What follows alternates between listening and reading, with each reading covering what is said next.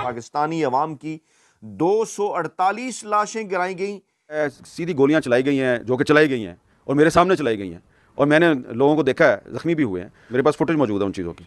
हाँ ये देखिए, और वो बंदा गिर रहा है, सीधी और स्पॉट फायरिंग, बराह रास्त फायरिंग के नतीजे में।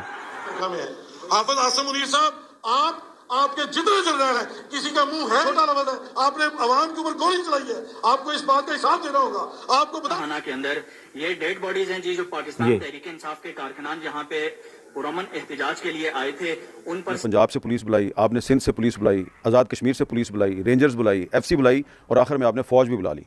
और हमारा जो दफ्तर है वो बिल्कुल D चौक के पास है, तो हमें जो है ना वो ऑर्डर आया कहीं से कि आप अपनी बिल्डिंग जो है इसकी बत्तियाँ बुझाएं और इधर से रफू चक्कर हो जाएं।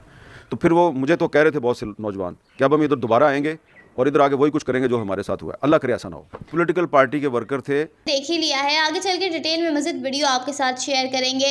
कौम का हामिद मीर को खराज तहसीन।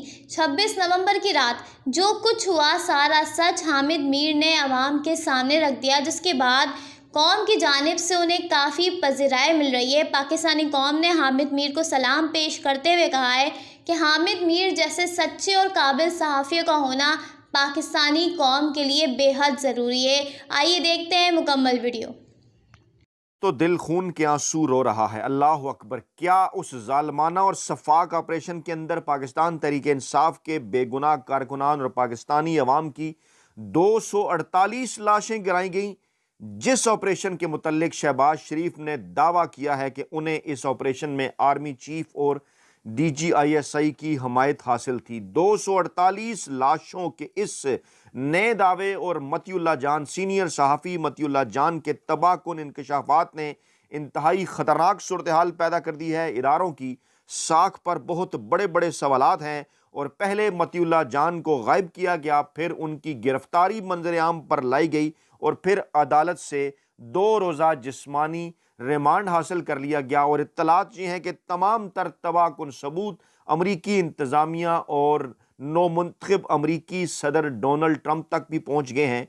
ये कि वकला क़यादत क्या कह रही है, उसके बाद दीगर मामलात पर रोशनी डालते हैं। जी ये हाफिज आसिम मुनीर साहब, आपके जितने जर्नल है, किसी का मुंह है कि वो रिटायरमेंट के बाद पाकिस्तान में अपने अवाम में रहने के काबिल रह गया हो? शर्म आनी चाहिए आप लोगों को, आपको शर्म आनी चाहिए ये बात करते हुए कि हमने स्पॉट फायरिंग का ऑर्डर किया। आपको शर्म आनी चाहिए। कह रहे हैं शर्म आनी चाहिए आपको कि हमने स्पॉट फायरिंग का ऑर्डर किया और बाकायदा तौर पर नाम ले रहे हैं आर्मी चीफ का और ये कह रहे हैं कि आप पाकिस्तान में रहने के ये इंतशारी है, आप उससे बड़े कातिल हैं। इंतशारी छोटा लफ्ज़ है, आपने अवाम के ऊपर गोली चलाई है, आपको इस बात का हिसाब देना होगा। आपको बताना होगा कि आपने किस जुर्रत से अपने ही मालिकों में, अपने ही टैक्स पेयर्स के ऊपर गोली किस तरह चलाई है। मेरे दोस्तों यहाँ बिल्कुल सही कहा है। अगर आप 26वीं आईनी तरमीम के जरिए समझते हैं कि आपने जजों को कंट्रोल कर लिया है, आप समझते हैं कि आप 34-35 जो है सुप्रीम कोर्ट के जज लगा लेंगे तो आपकी अपनी मर्जी के फैसले आएंगे, आप गलतफहमी का शिकार हैं। आप ये समझते हैं कि आपने अपनी नौकरी की मुद्दत जो है 3 से 5 साल कर दिया और 5 साल अगले भी आप ले सकते हैं। आप समझते हैं आप आर्मी चीफ रहेंगे। यहाँ जितने भी आर्मी में ऑफिसर हैं हमारे बहन भाई हैं। आपने अपने रास्ते में बगावत का रास्ता इख्तियार करने का रास्ता बना दिया। लोग आपकी शक्ल से नफरत करेंगे, आपकी अपनी फौज उठा के बाहर फेंक देंगे आपको। क्यों? कि ये फौज आपकी नहीं है, ये पाकिस्तान की फौज है, हमारी फौज है। हम बिल्कुल ऐसे हुक्मरान को, ऐसे कमांडर चीफ को बिल्कुल नहीं पसंद करते जो अपनी आवाम को फजा करने में लगा हुआ है, जो अपनी जजों को वो जो है वो मुर्गा बनाने की कोशिश कर रहा है, जो अपनी अदलिया का सत्यानाश कर रहा है, अपने मुल्क के डेमोक्रेटिक प्रोसेस को तबाह कर रहा है, अपने मुल्क के अंदर ऐसी पार्लियामेंट जो अपने आप के अंदर कॉन्फिडेंस नहीं रखती। मामला जो है वो आलमी अदालत में जाने के हवाले से बातें की जा रही हैं। एक और फुटेज मैं आपको दिखाऊंगा जिसमें बराह रास्त गोली चली है, ये देख सकते हैं आप। ये देखिए, फायरिंग की आवाज़ आएगी, ये देखिए, और वो बंदा गिर रहा है, सीधी और स्पॉट फायरिंग, बराह रास्त फायरिंग के नतीजे में।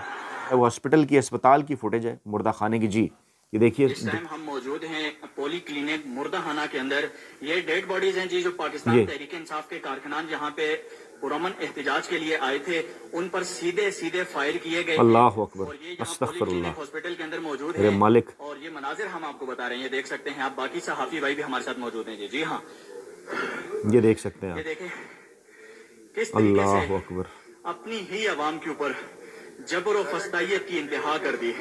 रात के अंधेरे में, ये इंडिया से नहीं आए हुए थे, ये पाकिस्तान के अल्लाह अकबर। पाकिस्तानी हैं, अपनी ही आवाम के ऊपर इन्होंने जुल्म कर डाला। ये पोली क्लिनिक मुर्दा खाना के अंदर इस टाइम पर हम मौजूद हैं, पोली क्लिनिक में मौजूद हैं इस टाइम पर हम। ये देखें फाइल ये यहाँ पे लाए गए हैं। टोटल तादाद जो बनती है वो तकरीबन 30 से 40 के दरमियान, 30 से 40 के दरमियान में था। ना तो किसी की जीत है, ना किसी हुकूमत की जीत है, और ना ही किसी पार्टी की हार है। ये स्टेट ऑफ पाकिस्तान की और कॉन्स्टिट्यूशन ऑफ पाकिस्तान की बहुत बड़ी शिकस्त है, फेलियर है सके। तो ये थी आज की वीडियो। अगर आप भारतीय मीडिया का रिएक्शन देखना और सुनना पसंद करते हैं तो ज़ेड क्रिकेट को सब्सक्राइब करें, बेल आइकन पे क्लिक कर लें ताकि जैसे ही कोई नई वीडियो आए आपके पास फ़ौरन से नोटिफिकेशन आ सके। इसके अलावा आप हमें फेसबुक और टिकटॉक पर भी फॉलो कर सकते हैं, लिंक आपको